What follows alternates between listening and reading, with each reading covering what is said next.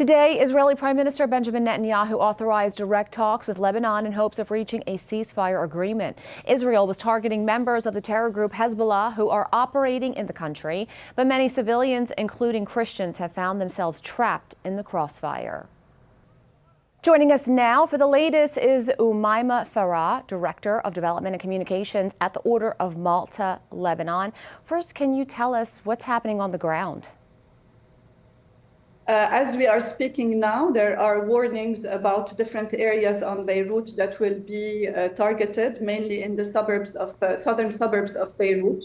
So at any time, at any moment, there might be a strike, and we could probably hear it here, since I live not far from the Beirut suburbs.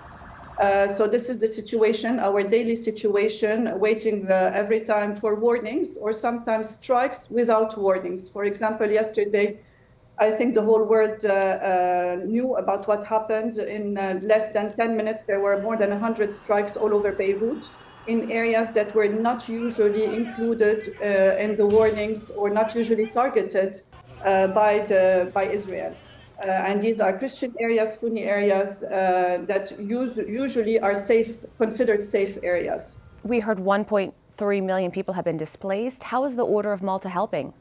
So we have deployed all our teams that continue their daily work within the centers, but also reaching out to the communities through our mobile medical units, through our mobile community kitchens, but also through our centers.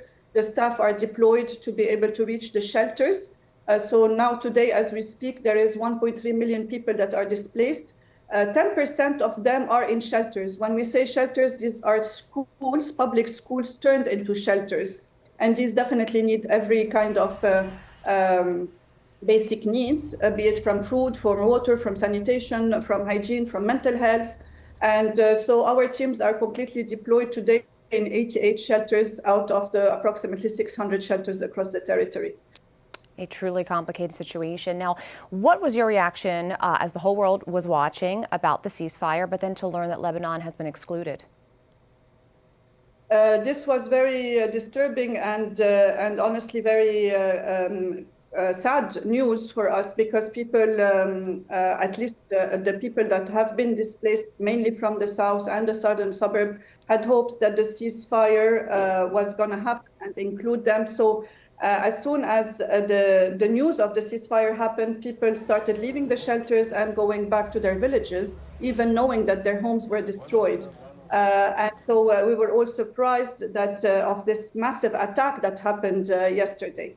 And we all have question marks of why Lebanon was not included in the ceasefire, why the Lebanese civilians and the Lebanese people have to pay the price for a war that they did not choose from any side. Oumayma Farah, thank you so much. Thank you.